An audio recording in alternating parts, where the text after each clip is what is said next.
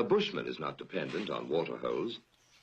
His forebears have had thousands of years to adapt to the Kalahari, so he needs very little liquid, and he knows where to find it.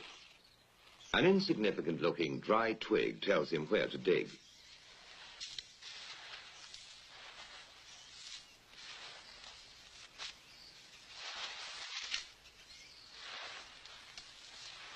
Anyone else would die of thirst in a few days in this treacherous desert that doesn't look like a desert.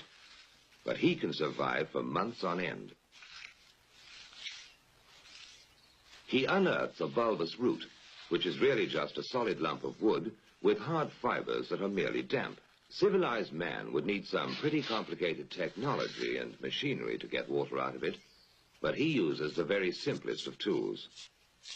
His scraper is a stick that has been split to give it a sharp edge, and he produces some dry-looking shavings. But you take a handful, point your thumb at your mouth, squeeze very hard, and wait for it.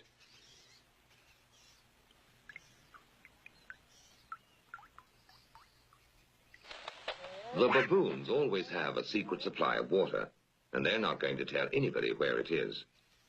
And when a Makhalahari ventures into the deep Kalahari on a hunting trip, he has to find water, because unlike the Bushman, he doesn't know how to make liquid from a root.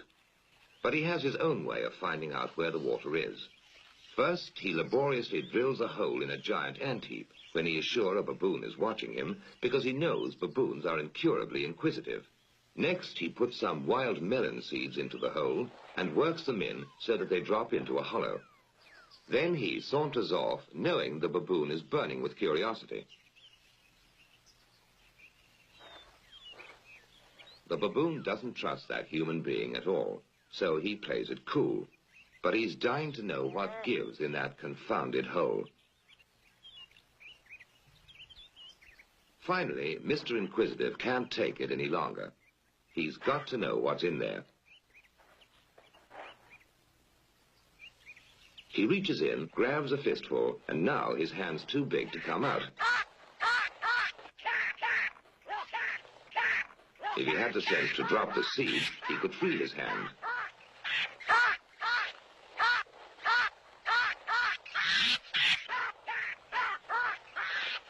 Now he lets go when it's too late.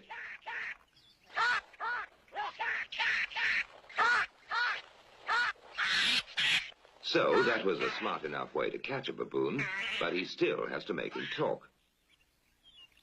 Now he knows that salt is very scarce in this particular area, and that baboon is going to eat those lumps like candy. In fact, he has such a ball eating salt that he completely forgets he's under arrest, and that in a little while he's going to be a mighty thirsty baboon.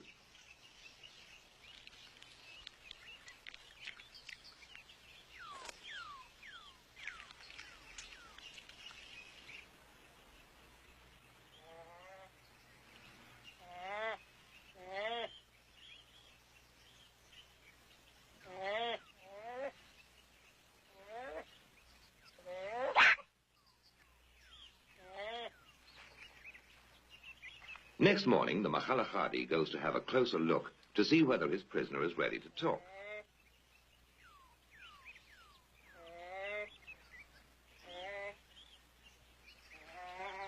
He decides the brainwashing has worked, so he sets him free, knowing that in his condition he won't care who follows him to the secret reservoir.